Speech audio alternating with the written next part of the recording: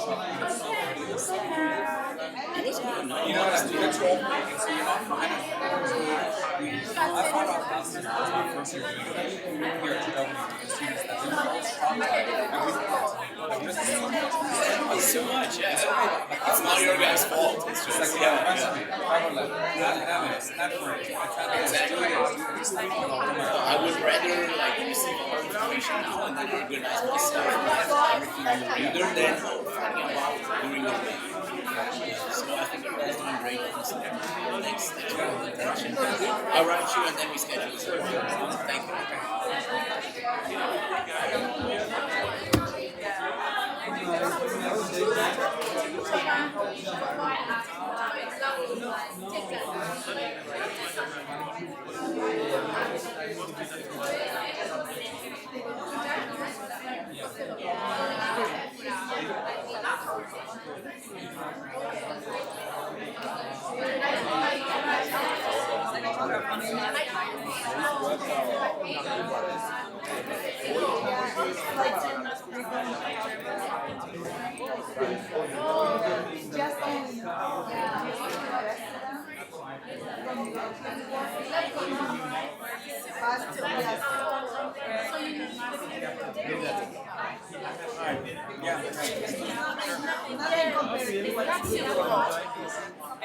Nothing compared. You don't. That's why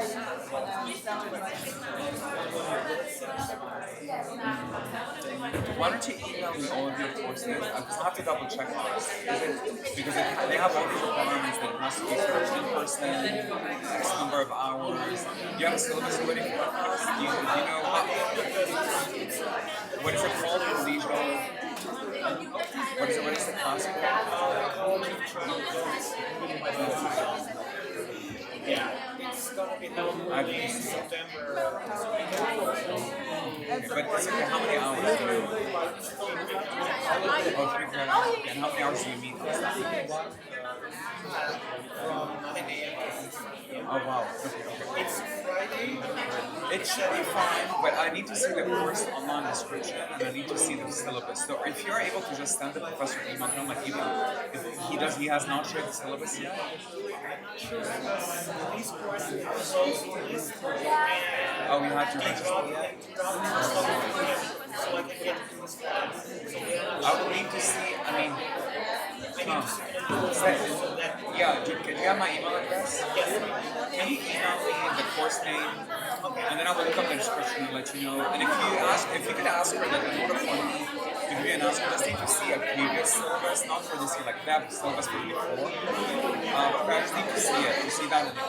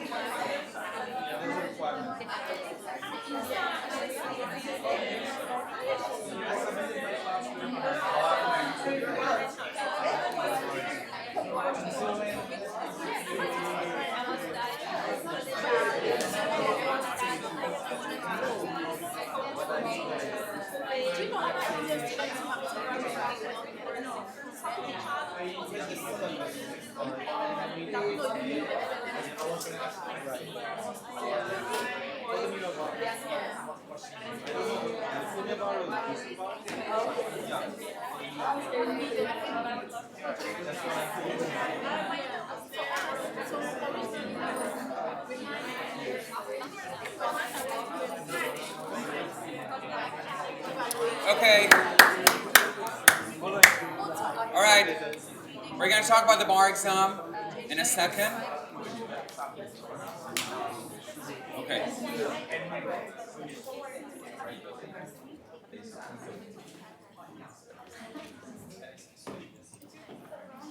So some of you might have already attended I think maybe the bar workshop that I conducted over the summer, but it doesn't hurt to hear the information again. It's almost identical to the slides that I showed you over the summer, except that I changed a few things. So we will go over the following: admission to practice law in the U.S., what is the UBE, the MPRE, should you even take the bar exam, and if so, which state you should take, deadlines, etc. So I may go through a lot of this pretty quickly because I'd already mentioned it in my recordings. You can go back and watch it, and I really wanted to answer some of your questions as well. So I want to leave some additional time for the Q&As. All right. So getting admitted to practice law in the United States is state specific, meaning if you want to practice law in New York, you have to take the New York bar. If you want to go to Hawaii, you have to take the state of Hawaii bar exam. If you want to go to California, you can only do the California bar. So each state is specific. There's no federal bar in the United States. It's a bit puzzling for some of you, especially in countries where you just take one bar exam and then you could practice all over the country. That's not the case in the United States. The only, I think, maybe field of law where that is possible potentially is immigration law, meaning if you want to be an immigration lawyer, you could take the bar exam in New York and then be an immigration lawyer anywhere in the country, right? Sometimes if you want to work for a corporation, if you look at the job descriptions, it just says that passing one US bar is enough. Like they just want license in one state. So maybe you want to work for a corporation in New York, and maybe all what they want is that you be licensed somewhere in the United States. It doesn't have to be the New York bar. If you want to work for a law firm potentially and you want to litigate, then of course you will need to have a license in that particular state. If you want to work, I know some of you maybe in government agency, if you're a US citizen, usually they don't require a particular bar exam, they just want you to pass one bar exam or be licensed in one state or one jurisdiction. All right. The bar exam, so given that it's state specific, each state has an agency called the State Board of Law Examiners, and they are the ones that you will have to check their websites to find out more about their policies, rules, and procedures. And usually each state, their courts are the ones that come up actually with the rules as to how to be admitted in their particular states, and then that particular agency administers the process. So before maybe I go into the details, I just want you to take a step back and explain that the bar exam is really potentially three components. You've probably all heard about the two-day bar exam. Have you all heard about the famous two-day bar exam, like in February and in July each year? It's always the last Tuesday and Thursday in February, or the last Tuesday or Wednesday of July. So it's administered twice a year. And actually, later on today at 2 p.m., you will hear from two of our very recent alumni who decided to take the New York bar just 2 weeks ago. So they graduated in May, and they were just like you here, just a year ago, sitting in these seats. They finished the LLM, took 2 months to study for the bar. They took the bar. They literally just finished 2 weeks ago. Cheyenne and Luisa Maria. So I would highly recommend that you ask both of them questions about their experiences studying and taking the bar exam. So you have, again, the reason why I'm mentioning this is that you have this 2-day bar exam, right? That's across the United States. And then you have the ethics exam, the MPRE, which I'll get to in a minute. That's separate. That's a 2-hour exam. The 2-day UBE exam, it's 6-hour exam each day, divided into 3 hours, usually in the morning, 3 hours in the afternoon with a break in between. So that's the Tuesday, the Wednesday. That's the big bar exam, 2-day. And then you have a separate exam, the ethics exam, administered 3 to 4 times a year. And then each state has its own particular requirements. So I'll get to it later on. DC bar, you only take the 2-day exam, the big bar, and then you take the professional ethics, and that's it. DC does not have additional requirements. New York, on the other hand, has so many different other requirements. Like you have to do their own version of the bar exam, like New York law exam. It's an online 2-hour exam. You have to do 50 hours of pro bono work. You have to comply with the competency requirements. So they have other requirements.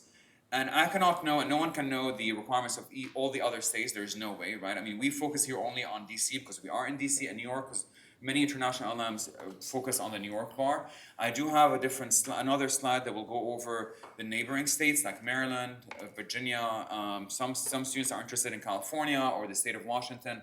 But one cannot possibly go through each one of these 51 states to let you know. If you're interested in a random state, let's say, I don't know, South Carolina is not random, but for the sake of talking, Arkansas, Oklahoma, these are the places that actually I've lived in. So then let me know, and then I will go and find out about the state of Arkansas. No one will want to take that exam, but if you really want to, then let me know, and then we can sort it out. So, but for today's purposes, we're only focusing on DC and New York.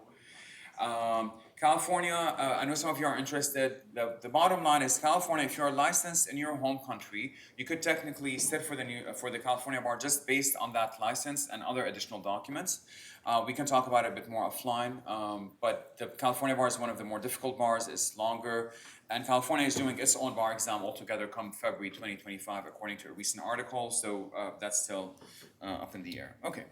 So as I mentioned, UBE administered twice a year, the last Tuesday and Wednesday of every February, every July. And then the UBE is divided into these different 6 sections, which we'll get to in a minute. I think it might be helpful if I pull up this to show you the map and the slides. Let me see if that will work. Okay, can't open the slides.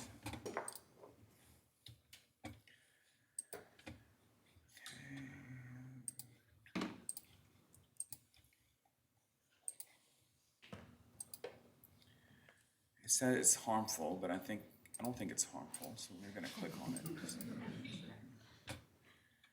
Okay. All right. So this is a document put out by the National Conference of Bar Examiners. Want to show you a few things. So these are the jurisdictions that have adopted the UBE. Again, the 2-day bar exam that I just talked to you about is called the UBE, the Uniform Bar Examination.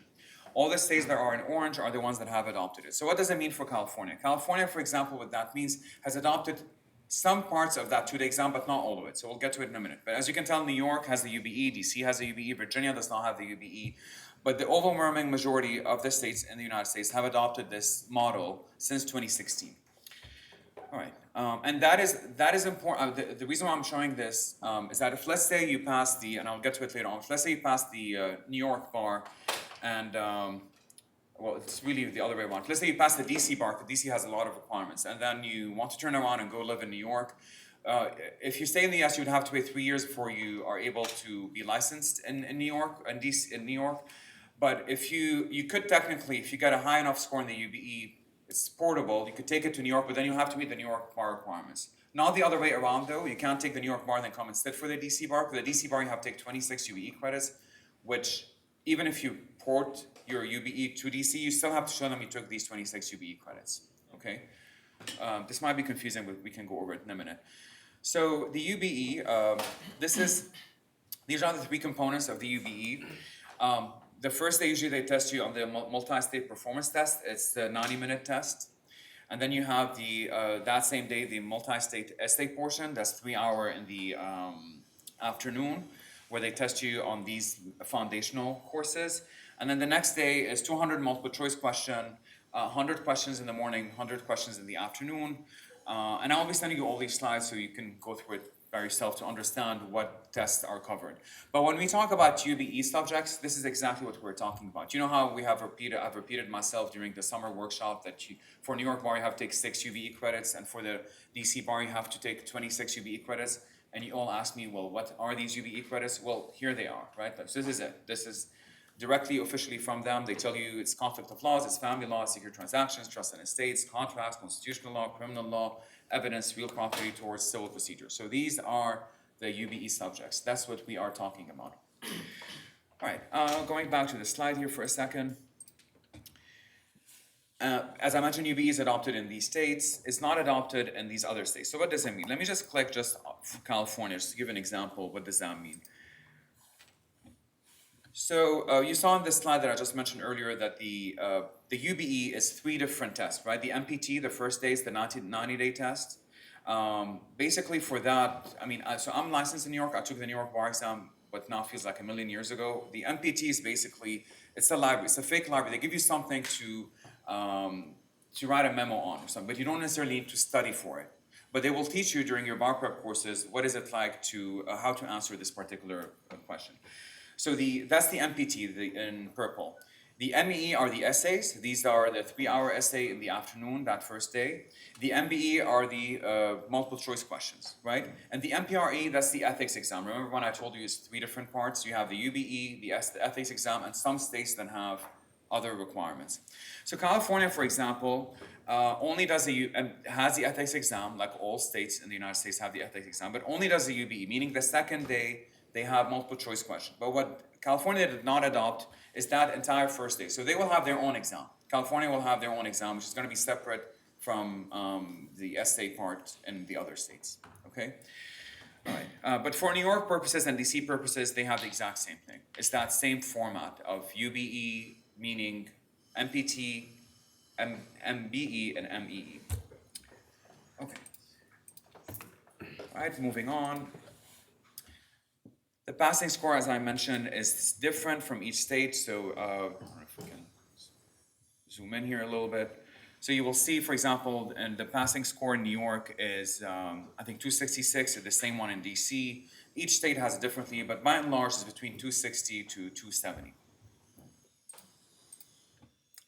And this is how the exam is weighted. So the NPTs, I call it the fake library, but I don't know how else to describe it, because basically they give you something that you don't need to study for. They just tell you, you're an associate in a firm, and your boss comes and tells you to write a memo. Or your boss comes and asks you to write a persuasive brief based on this fake library. So this is 20%. The essays is 30%.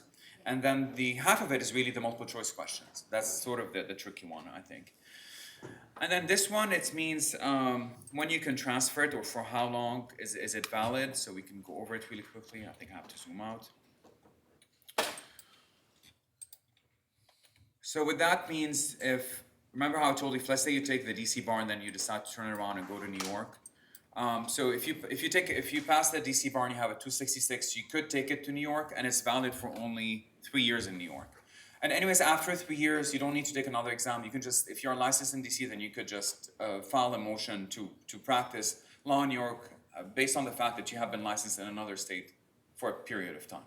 Does that make sense? Okay. So now the important question, should you even take the bar exam, right? And what I saw last year with the students is that some of them did not want to take the bar exam, and then halfway through the semester they had FOMO, fear of missing out. They just felt like everyone and their mother is taking the New York bar exam. So they're like, well, why don't I take it? If so-and-so is taking it and they're not smarter than I am, why don't I take it? I will never use it, but why won't I take it, right? Well, and I tell them, listen, if you want to, pay like $5,000 for a bar prep course, pay your ticket to go to New York, pay the bar exam fee of $700. If you have like $7,000 to just throw around, sure, and if you want to, even if you don't want to use the bar exam ever again in your life, like go back, let's say to Tahiti. No one's from Tahiti, but I'm gonna pick Tahiti. But if you want to go to Tahiti and you think it's gonna be very important for you there, then sure, take it. But so the New York bar is really based on your personal decision. Like, why should you take it? And I will go over it now here in a second. So it's a personal decision based on what your goals and priorities are, right? If you want to take the New York bar or any bar exam, then you're doing a curricular trade-off. What do I mean by that? So if you want to take the New York bar, you have to take 12 credits that the New York bar wants you to take, and then the remaining 12 will be in your specialty, right? But if you don't want to take the New York bar, then you only have to take the GW Law LLM requirements, which is basically fundamentals, legal research writing 1, and the research paper, correct? And then you have all the rest in your own specialty. So it's the curricular trade-off. Like, did you come to GW to become an expert in national security, and then maybe forget about the bar, then you take more courses in national security? Or is your goal to be an expert in national security and pass the New York bar? Then you will have to just divide up your curriculum here in these two sections, right? Taking the bar in and of itself definitely helps in getting a job in the US, but it's not an immediate ticket, right? Because they look holistically at the person as a whole.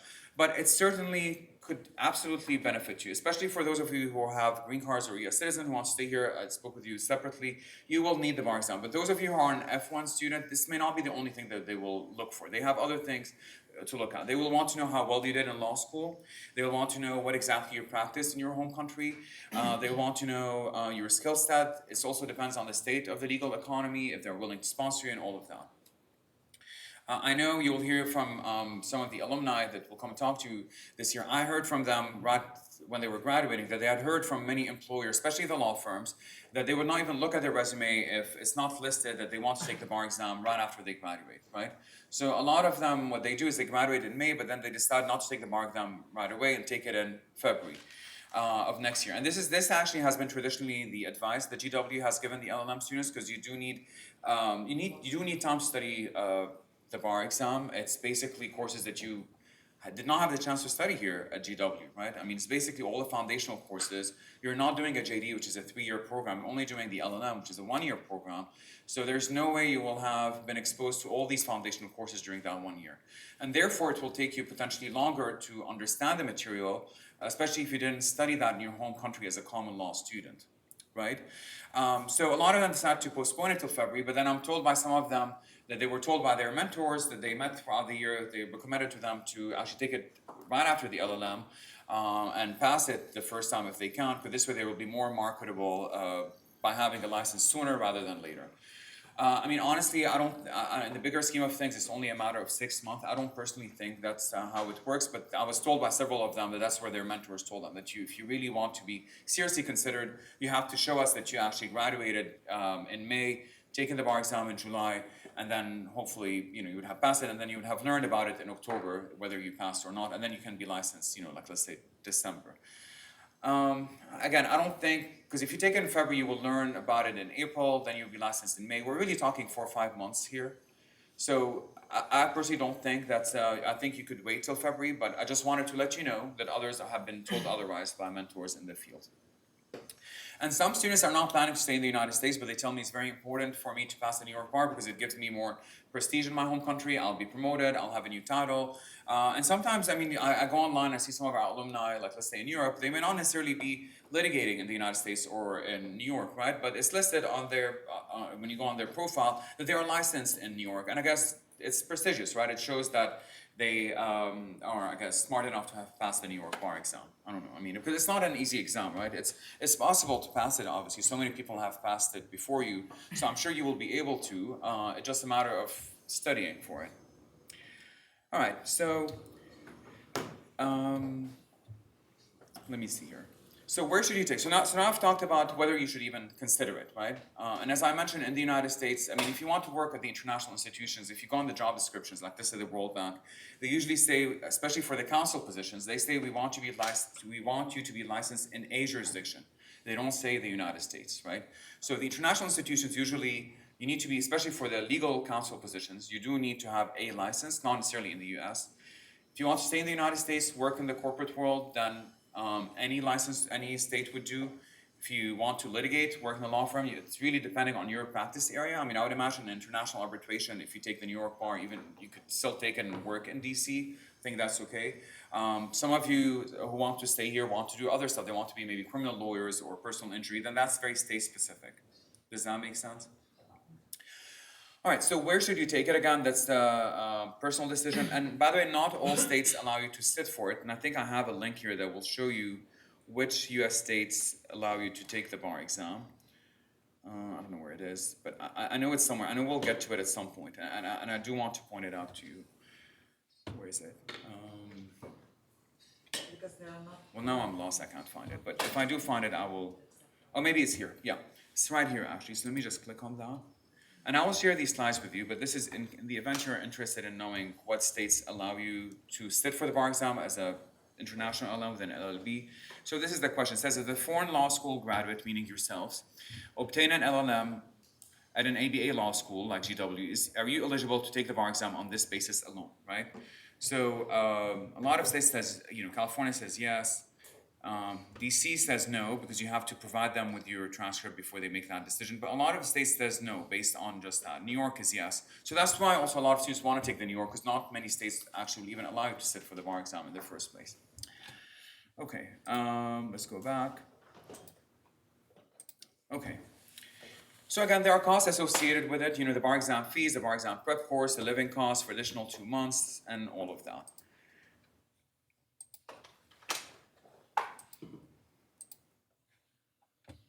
All right, I don't know if I should really go over that, but if you're curious, the New York Court of Appeals is the one that comes up with all these rules, like about 12 credits this and 12 credits that. It's actually rules, and these are the rules that are right here.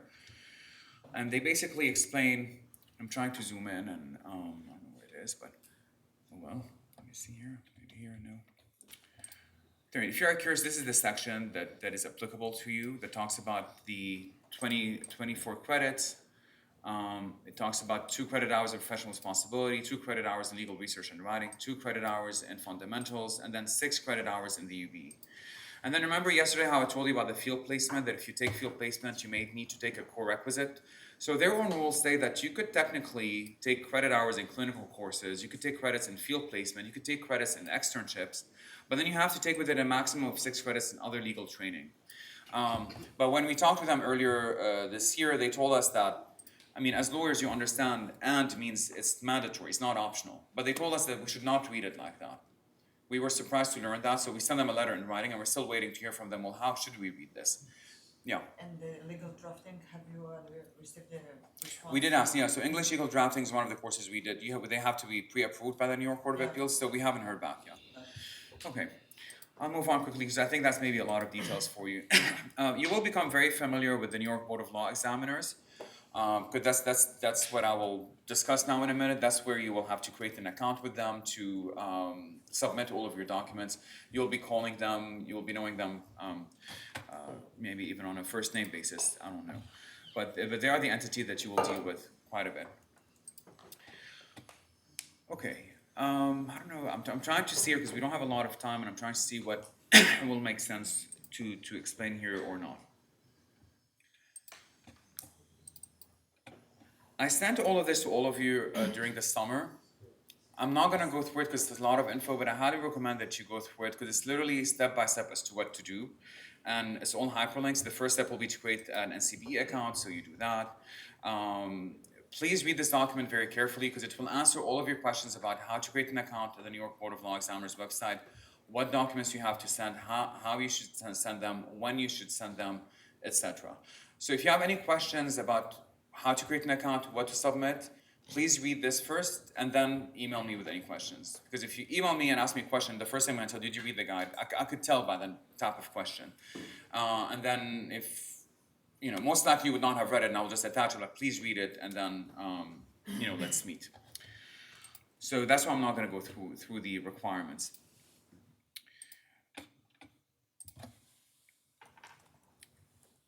I would recommend, if you have the time, to work on this now or next week, to do so, to get all of your documents from overseas, because you have to get your LLB transcripts, you have to get potentially your license. So if you have time next week and you are not taking 1L courses, really dedicate especially if you want to take the bar exam in July or later on, please focus on getting all your paperwork ready, because the deadline is October 1st to sit for the July bar exam for all of you. So October 1st is just around the corner, it's a month and a half from now.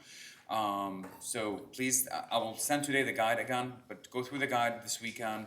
Think about what documents you may want to have if you haven't sent them already. And in case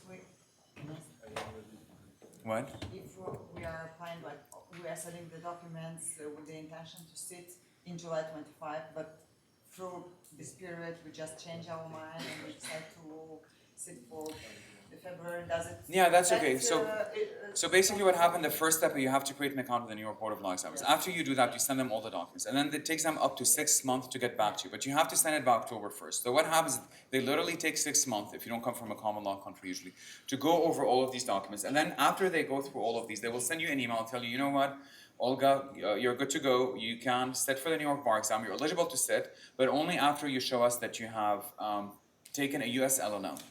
Because with the New York bar basically does, they want to make sure that you have the same duration and substance of a US JD. That's what they look for. They look at duration and substance. So what does that mean? Duration meaning a 3-year degree, or the substance, that is a common law. For those of you, let's say from Europe, they will look at your degree. You do meet potentially the durational part, meaning it is 3 years. But then the substance, they will look at your court, they say, no, we don't think, meaning you're not eligible. You have to show us you have a US LLM. For those of you who went to school in the UK, or I've seen students who went to school in Ghana or Nigeria, or forgetting where else. Do you remember Benedicta? I'm trying to think. Some other, usually it's the common law countries, these particular ones, but even for Ghana and Nigeria, they have to take the postgraduate course, so it's not only the LLB, they have another wrinkle. But for these students, once they send everything, the New York Board of Law Examiners tell them you are eligible to sit for the bar just based solely on your foreign law degree. You don't even need to show us a US LLM. And that's in the minority though, right? And then they will send Benedicta an email and tell her just pay $750 when you want to sit for the bar exam. So for you, what will happen is they will just tell you, Olga, you're eligible, but you have to show us that you pass a US LLM. Yeah, even in India, yes, yeah, India. So although you guys study common law in India, but for some reason it's not considered as like the UK or some of the African countries that study common law. And then afterwards, once you graduate in May, it's only then that the law school can certify, that will be the last document, can certify to the Board of Law Examiners that you have an LLM that comports with all of their requirements. And the law school, so when you all will walk for your graduation in May of next year, the law school has until mid-June to provide this info to the bar exam for someone sitting for July. So don't freak out like that, because I get a lot of emails at the time, oh my God, what's going on?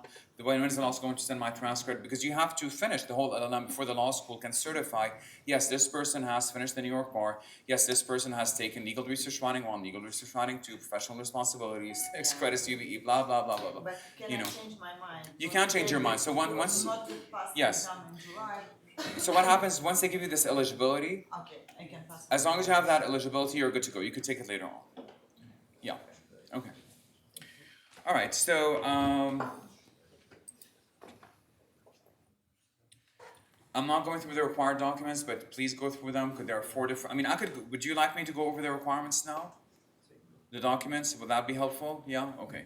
So let me just maybe then click on, just for you to get an idea what I'm talking about. So this is the list of documentation. So the first step you'll have to do is to create an NCB account, and I explained to you how to do it here. Then afterwards, you will have to create a BOLI ID account. This may not make sense now, but once you read it, it will. Then you'll have to complete an online foreign evaluation. Think of this as a step-by-step guide as you go through it. And then okay, so here's what they want. They want an official transcript. They want a degree certificate only if your transcript do not show what the degree is or what date it was awarded. And then if you are licensed, this is where it becomes a bit tricky for some of you. If you are licensed to practice law in a foreign country, you're good to go. You just show them a copy of that certificate. I know I'm smiling because I have a student here who has an issue with that.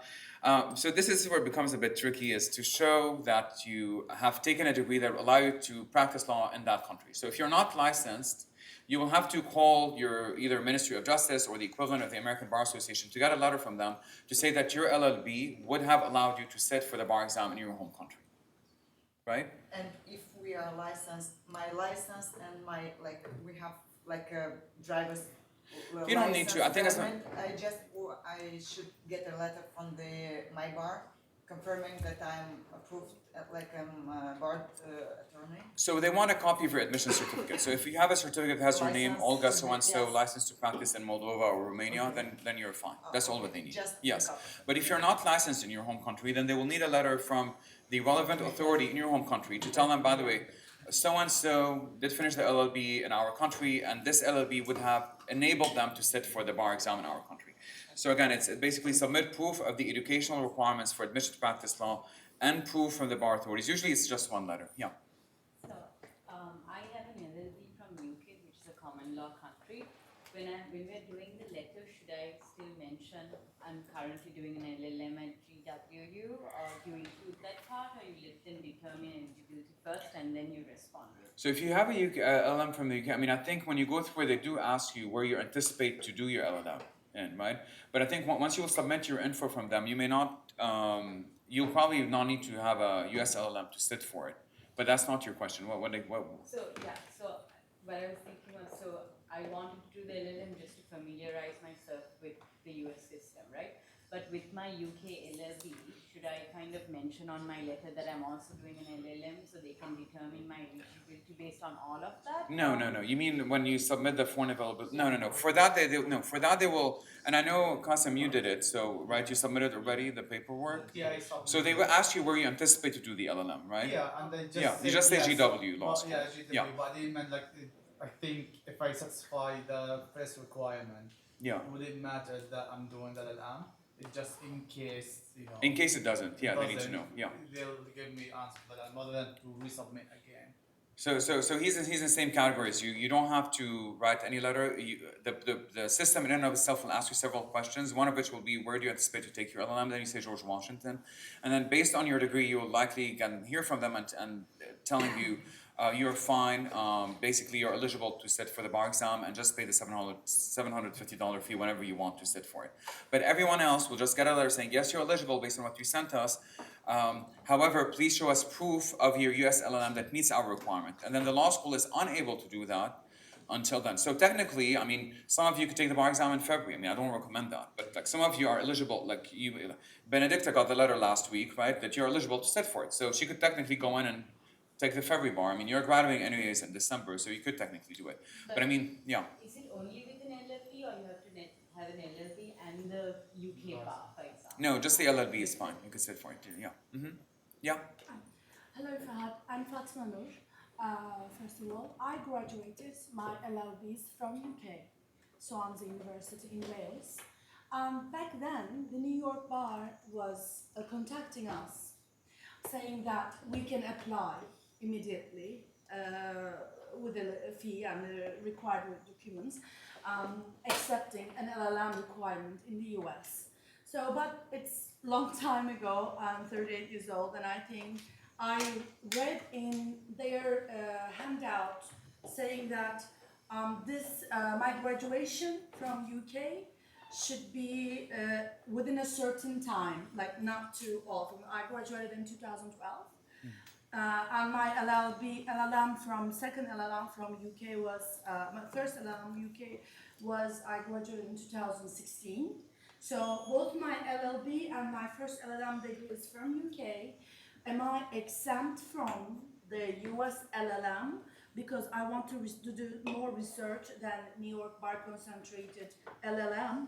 However, I thought because I'm not a UK national, I should be taking maybe still required classes too at the same time. Yeah, so What would you recommend? they don't look at the nationality, they look at where you got your law degree. Right, okay. And I cannot determine whether, so I'm just sharing anecdotally that if you get from the UK or let's say from Nigeria or Ghana, you don't need to, like technically you could just sit for it based on your license, but I cannot determine that. That's why you have to go ahead and submit all your documents and then they'll get back to But you. there is an exception. But I know what you're talking about, the 2012. I didn't mention it because I thought maybe we don't have anyone who has done a law degree back then.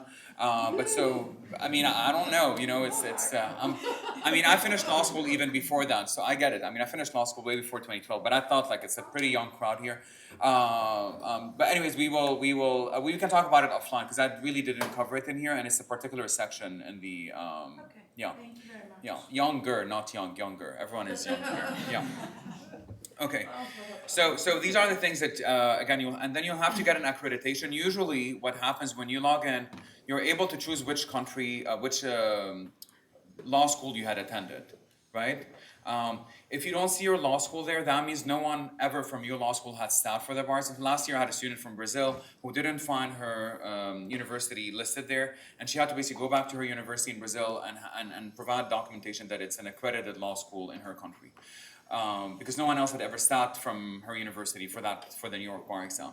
But for the overwhelming majority of you, you may find your law school listed there, and if you do, then you don't need to provide this document, okay? Yeah. Like, I don't have a certificate that is, I'm pretty sure that my university is approved because Yeah. we have only 2 universities in our country that are accredited in law. So I received a document saying that my diplomas, all my diplomas are original, and this means that they are literally approved and accredited by the Okay. Ministry of. Is it say like I'm Like you mean on the that document? Yeah, normally because I could not apply to the university, I could not get the official transcripts from the universities Okay. stamped if I didn't got from the Ministry of Education a confirmation that my diplomas are real, because we have a lot of fake diplomas. I see, I you know. see. And that's the. So but are you saying basically in order to get all these Yes, documents, you need to get you need to get a letter from. I had to get the document certifying that I Is real, that literally is- studied yeah, and yeah. it was real. So And you I will- validated. So it means that my university is accredited because. Oh, I see what you mean. So the New York bar is very specific. They literally look at these things like, where is that? Like Yeah. meaning if you don't see your school when you will go in and create an account. So like when you create an account, did you see your school listed there? Yeah, so when Okay. you apply and you submit, it does say in the email, like You did, the receipt that your school Okay. is accredited, they'll know. Yeah, they will So know. if it's not, you'll So I need hope to it is deal a with Norway that. Yeah. State University. And you'll only find out once you create an account. So when you create an account, you will have to say where you went to law school in your home country. And if it's listed there, then forget about accreditation. If it's not listed there, that means you have to go back and get this letter from your home country. Because the New York bar, basically what they will do, if you send them 1, 2, 3, but not 4, they will then stop their 6-month process will not start until they have 1 through 4. And they will send you an email, usually within 2 to 3 weeks after receiving whatever documents they have. They say, by the way, we have received XYZ. We're waiting on this before we even start the process. We're not looking at anything until we have all this 4 stuff. And once they do, then you get an email saying, by the way, we have everything now. Please give us 6 months to get back to you. And for most people, they do literally take 6 months to get back to you. And then you will get an email saying, as I mentioned earlier, you're eligible to sit for the bar exam based solely on your foreign law degree, pay the $750, or it will say you're eligible to sit, but you have to show us a US LLM, and then you have to wait until you graduate, and then in May, and then GW will certify it by mid-June, and then sometimes between mid-June and early July, you will get another email saying pay the $750, and then you can select where in New York to take it, because they administer different cities in the state of New York. Yeah. Once they tell you you're eligible to sit the exam, is there a time limit you have to sit the exam within, or can you No. just sit it So I asked them this question last year, and they basically said something to the effect that if you have the eligibility, you're good to go. Now, keep in mind that the bar exam as we know it is changing. So in a few years, they're going to have a whole new system called Gen something bar exam related to, I guess, your generation, Gen Z. I don't know, Gen something. So it's yeah. So I have no. I mean, I think for as of now, I can tell you that it will be eligible. But then who knows in 3 years what will happen. So let me. I know you have a question, Olga, but let me just go back and finish this. We only have 20 more minutes, and there's quite a bit to go through. But so that's why I really wanted to go through the guide, because literally everything is there, what it is that you need and don't need.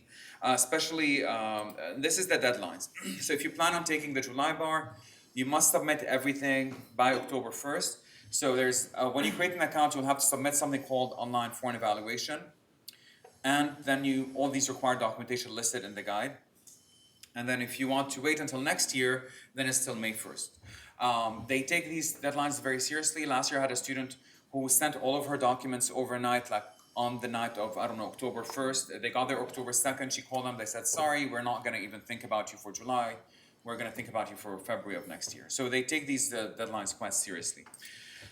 All right, so the requirements for the New York bar, again, successfully awarded an LLM, 24 credit hours. Please, no online courses. If any of your classes is online in the next year, do not do so, because they will not count.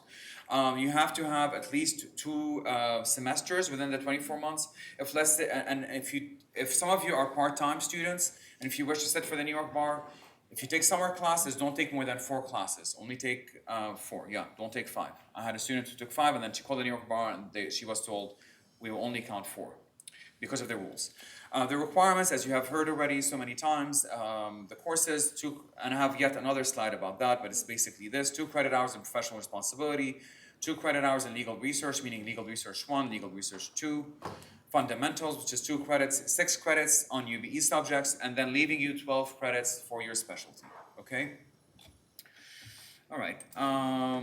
What is not permitted are these particular courses.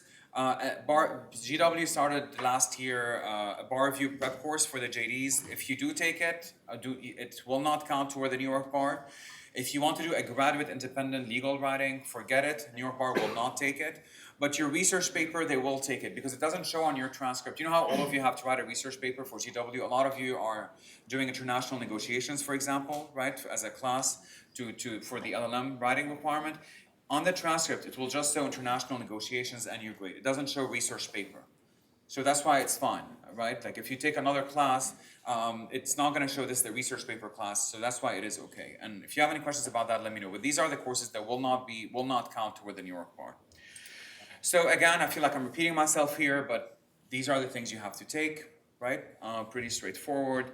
Legal research writing 1 and 2, fundamentals, professional responsibility, 6 credits in UBE. And these are the UBE topics that you could choose from. All right. Now, can you enroll in a specialty at GW and still sit for the New York bar? So yes, except for 2 specialties. The energy and environmental law, I mean, it's not that you cannot sit for the bar, but you cannot count property for these 2 specialties. And I'm sure you've talked to Dean Abate already about that. But anyone who's in energy and environmental law specialization and government procurement environmental law specialization, you cannot count property toward both your specialty and the UBE. So what that means, you can still sit for the bar, but you may have to take additional courses in addition to the 24 to be found, I guess, eligible for both getting your LLM and the New York bar. Anyone in these two specialties, please talk to me offline because this is sort of new. There are courses that meet both your bar exam and your specialties, but you must always check with your program director. So if you are international comparative law, if you take conflict of laws, that counts toward one of the UBE topics, that also counts toward your specialty. If you're international environmental law, you can take torts and property, this counts toward your specialty, but also toward the New York bar. You remember the UBE, 6 UBE credits that I keep talking about? This is what it means. So you could basically take both of these courses at the same time and meet the requirements of both specialties. IP law is only property, litigation, it's criminal law, civil procedure or evidence. Government procurement is contracts. BFL is only corporation secure transactions. Environmental law, torts, and property. So this is quite important for you as you think about what courses you want to take, because especially for you who want to take a New York bar and want to do a specialty, you will likely have to take these courses to meet both the New York bar requirements and the specialty, right? Is that? We have an exception this year. Dinsa Laura accepted contracts to the international. Oh, she did? Okay. Yes, because So- it was cancelled for this semester.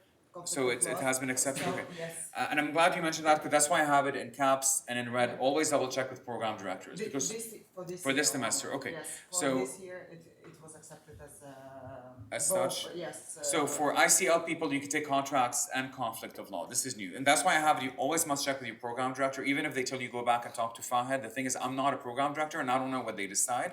So that's why I go talk to them, always double check with them, okay?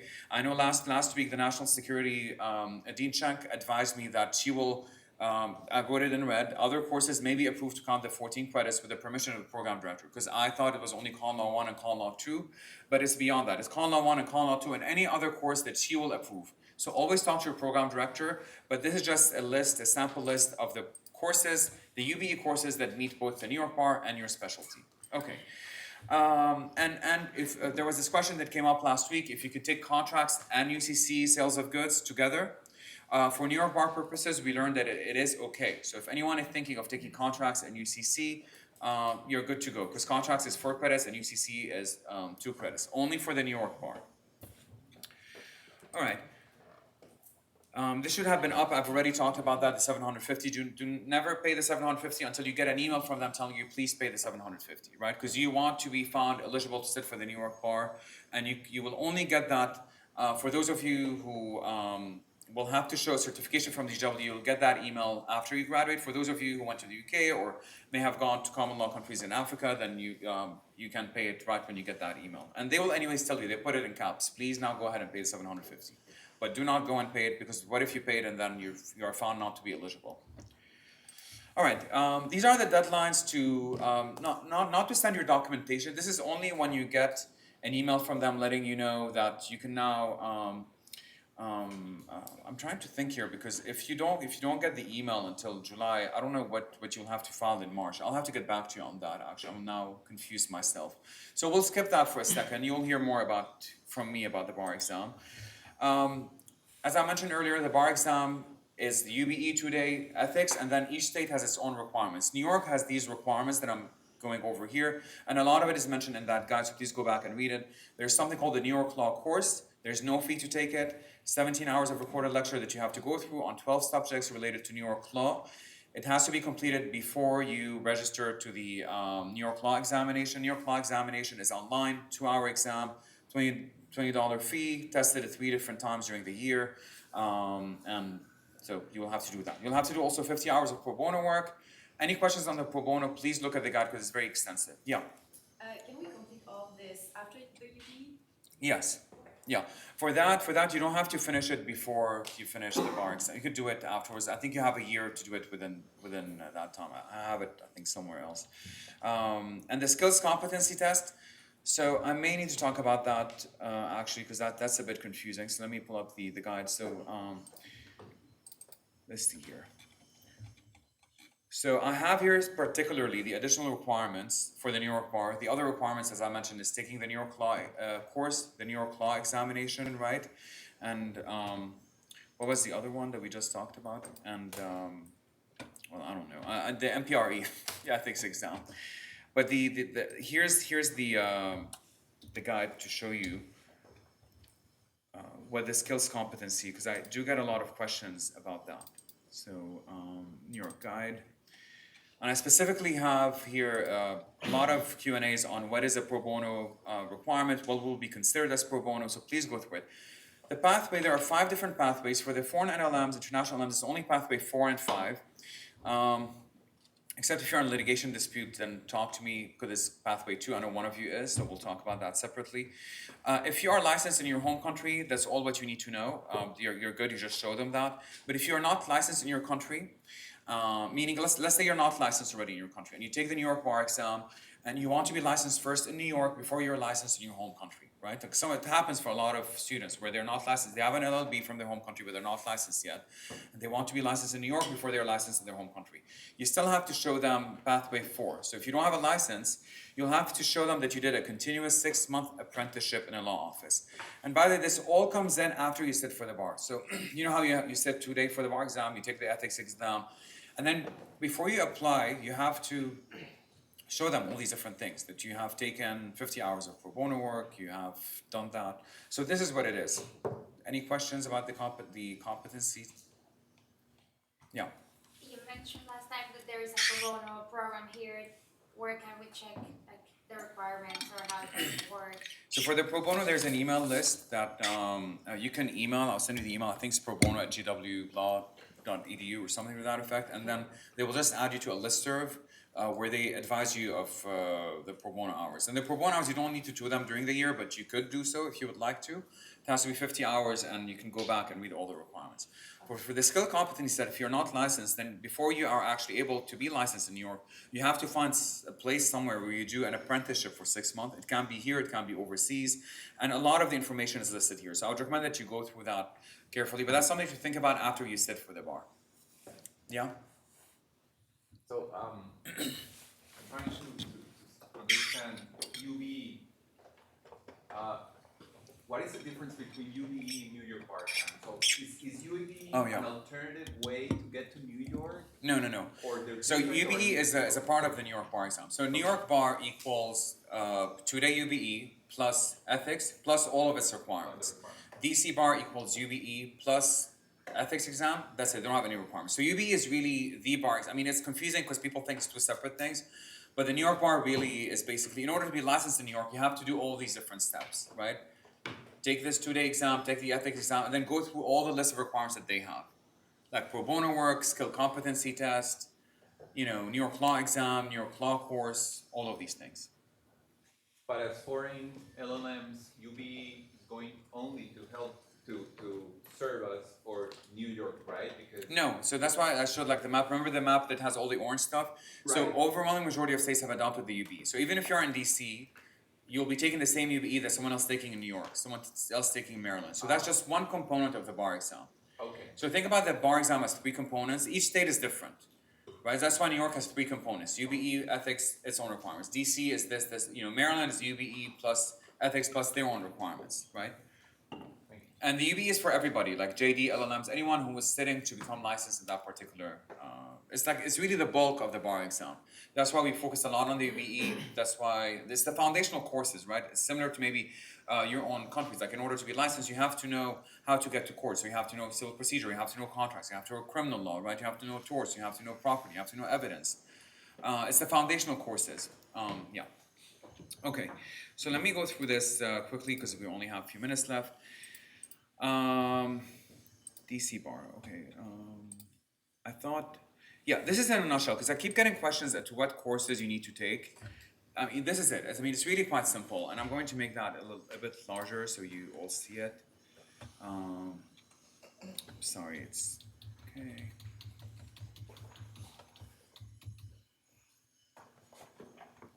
You may want to take a picture of that, because I've been getting a few questions as to what courses will work for New York, and I added this slide this morning because I figured it.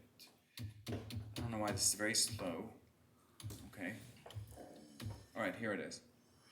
So this is the New York bar in a nutshell. That's all what you need to know. Fundamentals, which you take is 2 credits. Legal research writing 1 is 1 credit. Legal research writing 2, you'll take it in the spring. That's another credit.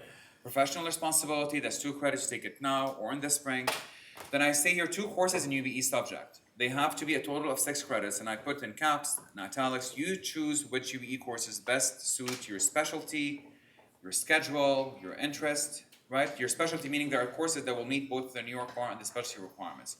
It just has to be a total of 6 credits. Sometimes I get a question, what happens if I'm a total of 7? That's okay, right? If you take con law, it's 4, I think, or contracts is 4, and maybe con law is 3. That's okay, that means 7 credits. That means you'll have 1 more credit to your specialty. That's all what it means.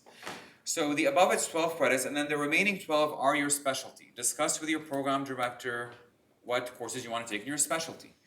Your research paper, the LLM requirements will be part of these remaining 12, total 24. I mean, it's really straightforward. Any questions on that? Yeah. It can be way more than 6 credits. I mean, they only want 6 credits, but that's why I mentioned this example, because some students are unable, a lot of these courses are foundational courses, and a lot of the JDs, 600 plus JD students are enrolling in them. So you may want to take contracts, but it's full, right? So then maybe you come tell me, okay, I found property that is 4, and I found, maybe your goal was to take contracts to an UCC2, meaning 6 credits. But maybe you can't get into both classes. Maybe then you find property, which is 4, and then you tell me con law 1, which is 3. And that's okay, like as long as they see a minimum of 6. But what that means, if you take 7, then obviously what that means, you'll have to reduce 1 credit from your specialty. Or you may end up with 25 credits instead of 24 when you graduate. But this is it, right? You cannot, legal research writing 2, you take it next semester. Professional responsibility is up to you if you take it now or late or next semester. All of you are enrolled, I think, in fundamentals and legal research writing 1, right? And then you choose when to take the UBE subjects. But this is it. I mean, so I would highly recommend you take a picture now, because before you reach out to me, please look at that picture, because I think this will answer whatever question you may have. And I will be sharing the slide anyway, but because some of you email me and tell me, can I take this course in contracts? I'm like, I mean, I don't know. I mean, of course you can, but is it a UBE course? Yes, it is. Okay. Does it also meet your specialty? Meaning some of the specialties now we know ICL. So that's a good thing, because if you do that, then you may be able to take more in your specialty, right? So I can't tell you which UBE course. It just has to be 2 UBE courses. Even in concentration contracts this year is the arbitration, international arbitration. Oh, is it? Yeah. Discounted. It's counted. Okay, yeah. So that's why always check with your program director, because they will tell you, because they have the authority to decide which course will meet their specialty, right? The New York Bar will agree with this, but then now we're learning some program directors are adding more classes to their specialty, like ICL contracts. National Security, Dean Shank said, you go talk to her. She will allow anything other than Con Law 1, Con Law 2, but she has to approve it. Okay? All right. So, let's move to the DC bar. So that's the New York. If you wish to go to the DC bar, it's simpler. It's more stricter, because let me show you what the courses are right off the bat. Might be of help if I show that screen right here. So this is the DC bar. For anyone who wants to take the DC bar, that's it in a nutshell. The DC. Oh God. Okay. Seriously. It's like the dark ages in here. What's going on? You almost called me old. So Yeah, I'm like, I don't know what's going on. It's the anyways. Anyone want to take the DC bar? Because then maybe we can. Anyone interested in a DC bar? Because then I don't have to talk about it if no one wants to take it. Basically, it's impossible in 1 year. If you need like 28 credits, basically it's like you need at least 2 years. 2 years. Or last year we had an ambitious person who did it in 1 year. And did it? No. She like took 70. I mean, she had to have the permission of the. She took anything, only the UBE. Yes. So hold on. I haven't talked about DC bar, but I guess no one is interested in it, Andrew. So I don't know. I could call it off. I mean, it's very slow. We have to invest in new technology. I know. This is. I mean, I don't know, you guys. This is very slow. I just want to show them once. Okay, this is it. Anyone who wants to take the DC bar, you will graduate with 28 credits, not 24. These are the courses that the DC bar would like to see. So anyone want to take the DC bar, and by the way, you can only do a general LLM. You cannot be specialized, so forget it. If you are in a specialty, you want to take DC, forget it. You can only be general LLM and sit for the DC bar, and you will graduate with 28 credits, not 24, meaning you will pay 4 more credits to GW. We will maybe be able to then invest in technology stuff if more of you take the DC bar, I guess. But these are the courses. You'll end up 28 credits, legal research writing 1, 2, professional responsibility, UBE seminar class. I will send you all of this, but if anyone really wants to take a DC bar, maybe, because I didn't go over it, reach out and we'll talk about it separately. Let me see if there's anything else that is was worth mentioning.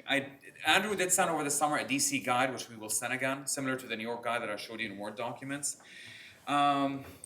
Once you take the bar, I think you should talk to the students, the alumni who will come in today about this, like what's their recommendation as to when to take the bar. 2 out of the 3 you will meet today took the bar exam right after they graduated. I don't think Fernando took the bar exam